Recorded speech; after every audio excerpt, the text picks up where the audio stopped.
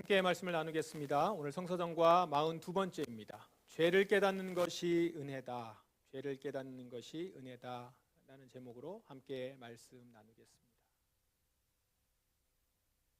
많은 세리들과 죄인들이 말씀을 들으려고 예수님께 가까이 나왔습니다. 여기 보면 지금 세리와 죄인이 예수님께 나왔다 이렇게 하는데요. 그냥 죄인이라고 하면 될 것 같은데 세리를 먼저 꼭 짚어서 말을 하고 있습니다. 왜 그럴까요? 왜냐하면 세리는 당시 이스라엘에서 대표적인 죄인으로 인식되고 있었기 때문이죠. 로마 정부의 앞잡이로서 자기 민족의 고혈을 빨아먹는 죄인 중 죄인이었던 것입니다. 세리 외에 나머지 사람들을 뭉뚱그려서 죄인들 이렇게 표현했는데요. 여기에는 주로 창녀나 이방인과 가까이 지냈던 사람들, 그리고 목동까지도 여기에 해당됐다고 합니다.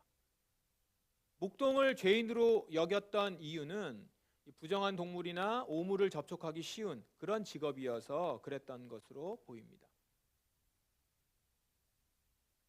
지금 이렇게 다양한 죄인들이 말씀을 들으려고 지금 예수님께 나아온 것입니다. 죄인들이 예수님께 나아왔다는 것, 이건 어떻습니까? 우리가 보기에 참 좋은 일 같죠? 우리가 보기엔 좋은 일 같은데 바리새인들과 율법학자들에게는 그게 그렇게 좋은 일이 아니었나 봅니다. 바리새인들과 율법학자들은 죄인들이 예수님께 나아오는 것을 보고 이렇게 수군거리기 시작했습니다. 이 사람이 죄인들을 받아들이고 함께 먹기까지 한다. 예수님이 죄인들과 함께 교제하며 식사하는 것이 잘못됐다 이렇게 여긴 거죠. 바리새인과 율법학자들에게 있어서 세리와 죄인은 배제와 심판 그 대상이지 동행하거나 교제하는 대상이 아니었던 것입니다. 이 모습을 보신 예수님께서는 그들을 향해서 바리새인들과 율법학자들을 향해서 두 비유를 말씀하셨습니다. 첫 번째 비유는 잃은 양을 찾는 목자 비유죠. 우리가 이 비유들은 다 잘 아는 비유들일 겁니다. 어떤 사람이 양 100마리를 가지고 있다가 한 마리를 잃어버린 경우 그 사람은 어떻게 한다고 합니까? 99마리의 양을 들판에 남겨두고 잃은 양 한 마리를 찾을 때까지 찾아다닌다라는 겁니다. 99마리 양이 있으니 한 마리쯤은 뭐 그냥 포기하자 이렇게 생각하지 않는다는 거예요. 그렇게 잃은 양을 찾게 되면 그는 그 양을 어깨에 메고 기뻐하면서 집으로 돌아와서 친구들과 이웃을 불러 잔치를 열 것이다. 이 말씀을 하시면서 예수님은 이렇게 말씀하셨습니다. 하늘에서는 회개할 필요 없는 99명의 의인보다 회개하는 죄인 한 명을 두고 더 기뻐할 것이다. 연이어서 두 번째 비유를 드십니다. 어떤 여자가 10개의 드라크마를 가지고 있다가 하나를 잃어버렸을 때, 동전입니다. 동전 드라크마 하나를 잃어버렸을 때 그 여자는 어떻게 합니까? 등불을 켜고 온 집안을 쓸며 찾을 때까지 자세히 뒤진다는 거예요. 9개의 드라크마가 남았으니까 한 개쯤 잃어버리는 건 상관없다라고 생각하지 않는다는 것이죠. 그렇게 찾다가 마침내 드라크마를 찾으면 그는 친구들과 이웃들을 불러 기뻐하며 말할 것이다 라고 합니다. 이 비유 끝에 예수님은 이렇게 말씀하십니다. 이처럼 회개하는 죄인 한 사람을 두고 하나님의 천사들이 크게 기뻐할 것이다. 첫 번째 비유, 두 번째 비유 여기서 다 공히 이 말씀을 하시죠. 하늘에서 기뻐할 것이다. 그리고 천사들이 기뻐할 것이다. 무엇을요? 회개하는 죄인 한 사람, 그 한 사람을 두고 그 한 사람을 찾으면. 잃은 양을 찾는 목자 비유, 잃은 드라크마를 찾는 여인 비유, 이 두 가지 비유가 공통적으로 말하는 바가 있습니다. 그게 뭘까요? 먼저 이 비유를 누구에게 지금 말씀하고 있죠? 바리새인들과 율법학자들이죠. 자, 그렇게 볼 때 예수님은 지금 이 비유를 가지고 그들에게 무슨 말씀을 하고 싶으셨던 걸까요? 너희들이 비난하는 이들은 죄인이 아니라 잃어버린 자들이다. 이들은 잃어버린 자들이라는 거예요. 너희들은 지금 이들을 상종 못할 죄인으로 바라보지만 같이 밥도 먹지 않고 배척해야 되는 사람으로 보지만 나는 이들을 반드시 되찾아야 할 나의 자녀로 본다라는 거예요. 예수님은 바리새인과 율법학자들에게 바로 이 얘기를 하고 싶었던 겁니다.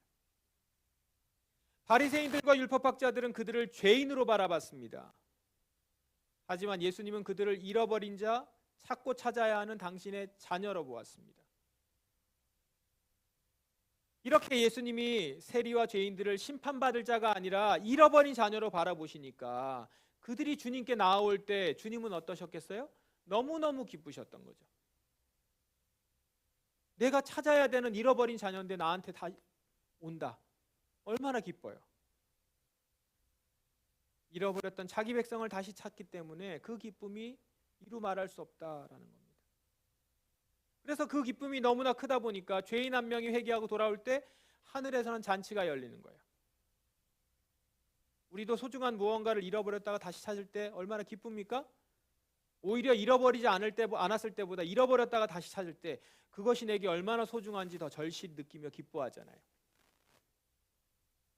반면에 바리새인들과 율법학자들 그런 기쁨은 하나도 없었어요. 죄인들이니까 죄인들은 그저 관계하면 안 되는 부정한 존재인데 그런 자들을 맞이하시는 예수님이 그저 못마땅하고 미웠을 뿐이죠. 그렇다면 여러분 생각해 봅시다. 왜 바리새인들은 죄인들을 잃어버린 자로 바라보지 못하고 심판받아 마땅한 죄인으로만 보았을까요? 바리새인들과 율법학자들은 명색이 이스라엘의 영적 지도자들이에요.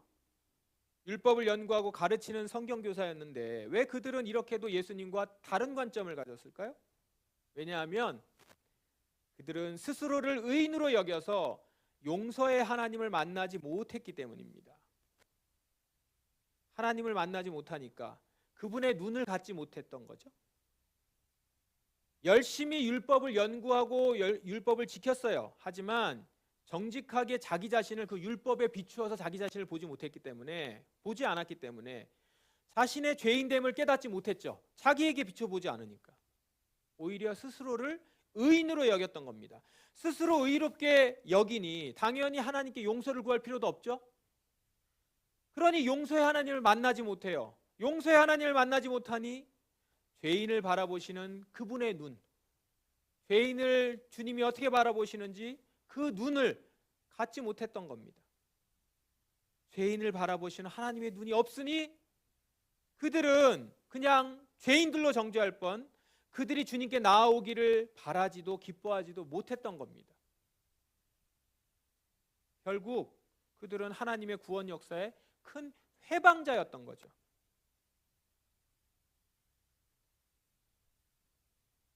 부활하신 예수님을 만나기 전에 바울이 딱 이랬습니다. 바리새인이었죠. 바리새인이었던 바울은 그리스도인들을 잡으러 다녔어요. 철저한 바리새인이었습니다. 철저한 바리새인이었던 바울에게 있어서 예수는 그저 극악무도한 죄인일 뿐이었어요. 유대 사회를 흐트러뜨리는 죄인이었어요. 그런데 지금 그 죽은 예수를 많은 사람들이 따른다는 거 아닙니까? 그러니 어떻게 해야겠습니까? 당연히 그들을 잡아가두고 죽여야죠. 그렇게 해서 스데반이 먼저 죽었어요. 더 확신에 차서 이제 다메섹으로 갑니다. 거기 사람이 많이 몰려 있다고 하니까. 그런데 다메섹으로 가는 도중에 부활하신 예수님을 만난 겁니다. 눈이 멀 정도의 강력한 빛과 함께 예수님의 음성을 듣습니다. 그 순간 어떤 일이 벌어졌습니까? 바울은 자신이 큰 죄를 범하고 있다는 사실을 깨닫습니다. 그리고 자신이 죄인이라는 사실도 깨닫죠. 그것도 죄인 중에 가장 큰 죄인이라는 사실, 그 사실을 깨닫습니다. 그래서 그가 이렇게 고백하는 거예요. 나는 그 죄인 중에서도 가장 큰 죄인이었습니다. 그러나 하나님께서는 내게 은혜를 베푸시고 이 못난 죄인을 오래 참고 기다려 주셨습니다. 주님을 만나서 용서받아 보니까 나를 이날 이때까지 기다렸던 거예요. 지금까지 나는 하나님의 일을 하는 의인인 줄 알았어요. 그런데 사실은 영적 소경이었던 거예요. 하나님의 눈을 갖지 못했습니다. 그래서 그는 예수님을 따르는 그리스도인들을 죽이고 처벌하는 하나님의 회방자였었던 거죠.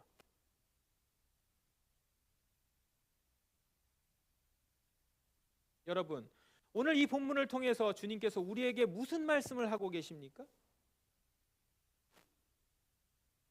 여러분은 스스로 죄인임을 인정하세요? 아마 인정할 겁니다. 이걸 인정하지 않으면 이 자리에 있기 어렵거든요. 그런데 여러분, 한 번 더 곰곰이 생각해 보십시다.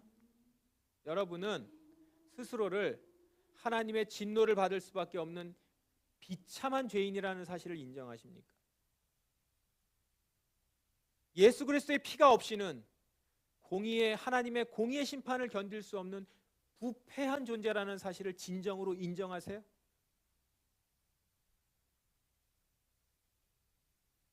하나님 앞에 큰 죄, 작은 죄가 따로 있는 게 아닙니다. 아무리 작은 죄라 하더라도 하나님과 단절하기에는 충분합니다. 우리는 종종 다른 이들과 비교하면서 내가 죄인이긴 하지만, 내가 죄인 맞습니다. 죄인이긴 하지만 그래도 나는 적어도 저런 극악무도한 죄인은 아니지 않냐. 뭐 하나님의 진노를 받을 만큼 그렇게 악한 짓은 안 했지 않나? 라고 생각할지 모르겠어요. 그런데 여러분, 이스라엘 백성들이 송아지 우상을 만들었을 때, 출애굽한 이스라엘 백성들이 송아지 우상을 만들었을 때 하나님 뭐라고 하셨죠? 하나님이 분노하시면서 나를 말리지 마라. 나의 노여움이 너무 크므로 나는 그들을 멸망시키겠다. 송아지 우상을 만든 죄가 너무 크다는 거예요. 그런데 송아지 우상이나 자기 우상, 돈 우상 다른 죄인가요? 똑같은 죄입니다. 내 인생의 주권자가 하나님이신데도 자기가 주인이 돼서 자기 원대로 살아가는 자기 우상, 이 죄가 하나님의 진노를 부르는 무서운 죄악 아닙니까? 내 모든 물질의 주인이 하나님이신데도 하나님보다 물질을 더 숭배하고 사랑하는 돈 우상, 이 죄가 하나님의 노여움을 살 만한 끔찍한 죄가 아닌가요? 꼭 사람을 때리고 죽이고 훔치는 그런 죄만 극악한 죄가 아니라 창조주 하나님을 무시하고 내 마음대로 살아가는 것, 그건 역시 하나님의 진노를 부르는 무서운 죄악이라는 겁니다. 이걸 깨달아야 되죠. 나는 조금 부족하고 조금 연약하고 조금 욕심을 부리는 것이 아니라 그야말로 스스로의 힘으로는 용서받지 못해서 영원한 형벌에 떨어질 수밖에 없는 죄인이라는 것입니다. 이것을 자각해야 합니다.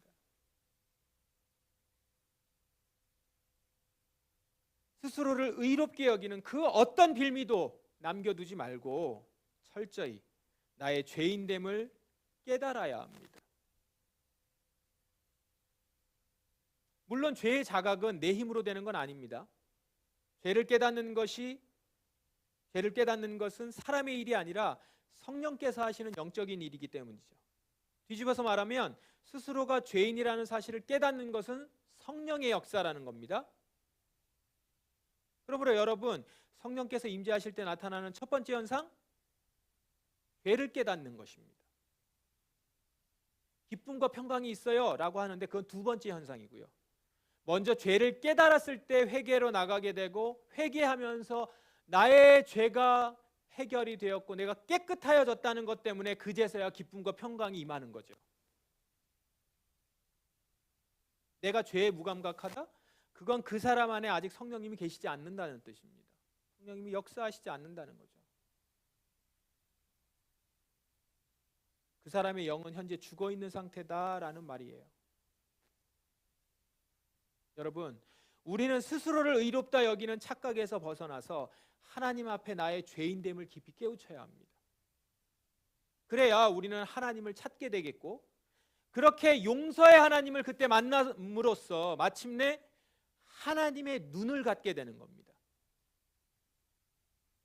그리고 그제서야 우리는 주변 사람들을 하나님의 눈으로 보니까 정죄의 눈이 아니라 회복의 눈으로 바라보게 되는 것이고, 심판받아야 될 대상으로 보는 것이 아니라 잃어버린 자, 하나님 아버지의 잃어버린 자로 보게 되면서 전도의 사명을 감당할 수 있게 되는 것입니다.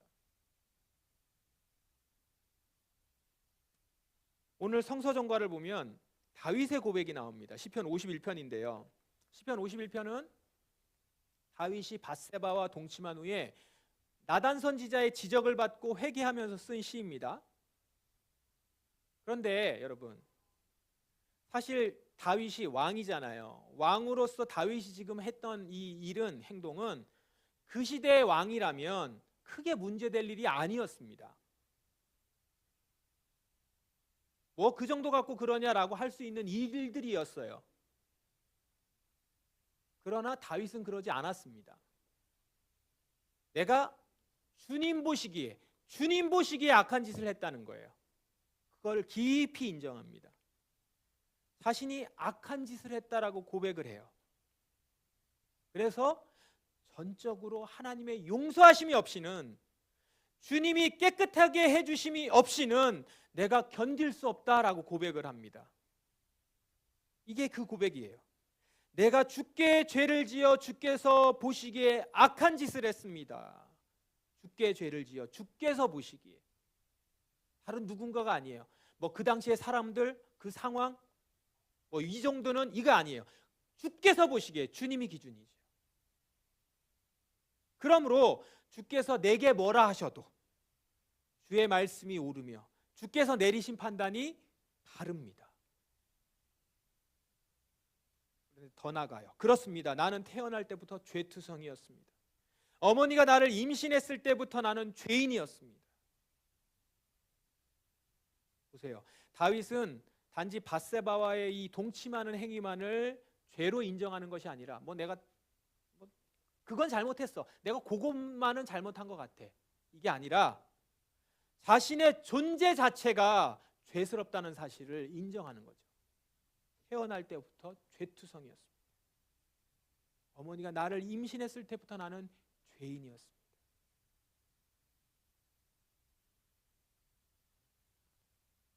여러분, 다윗과 같이 내 죄를 깨닫고 내가 죄인됨을 깊이 인정할 수 있는 것이, 이게 은혜입니다. 죄를 인정하는 것은 내가 이제 끝났구나, 멸망의 사인이 아니라 내가 이제 내게 은혜가 있구나, 은혜의 사인입니다.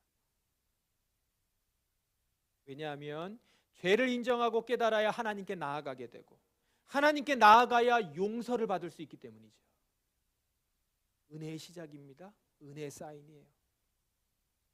오히려 자기가 죄인인 줄 모르고 사는 것이 멸망과 진노의 사인인 거죠. 자신의 죄인됨을 모르니 하나님 찾지 않고, 하나님 찾지 않으니 용서와 구원의 은혜에 들어가지 못하는 거 아닙니까? 그러므로 여러분, 이 시간 주님께 간구합시다.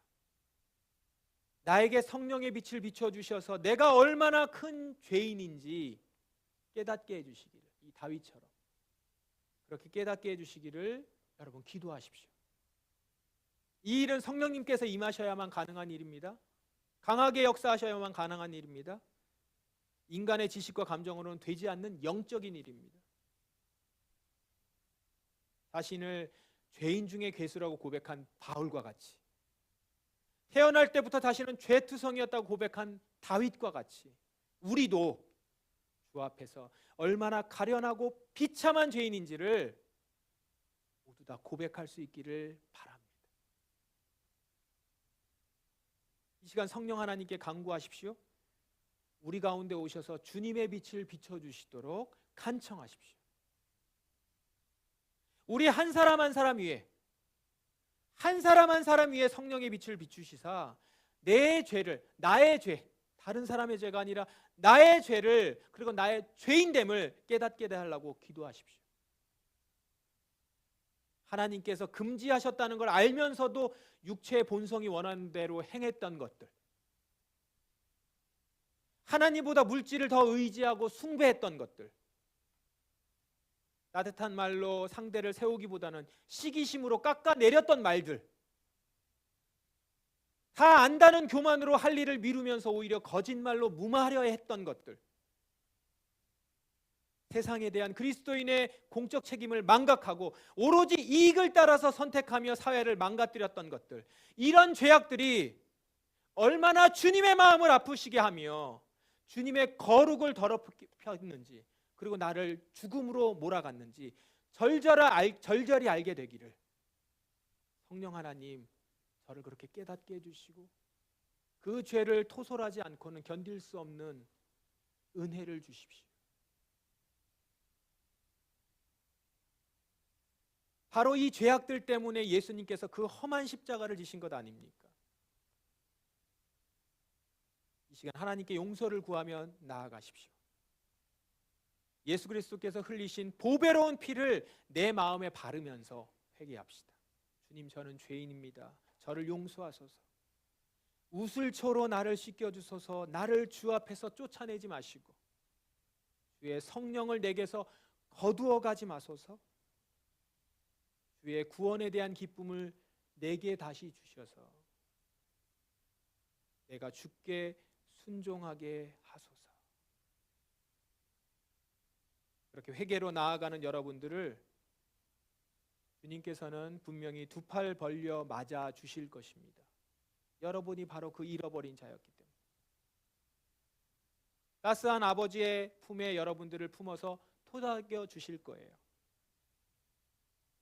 그때 비로소 여러분은 하나님의 눈을 갖게 되어 이제 바로 그 눈으로 다른 이들도 바라볼 수 있게 될 것입니다. 정죄의 눈이 아니라 회복과 기다림의 눈으로, 그렇게 가족과 이웃을 바라보면서 이제는 복음의 회방자가 아니라 주님 나라의 일꾼으로 살아가게 될 것입니다.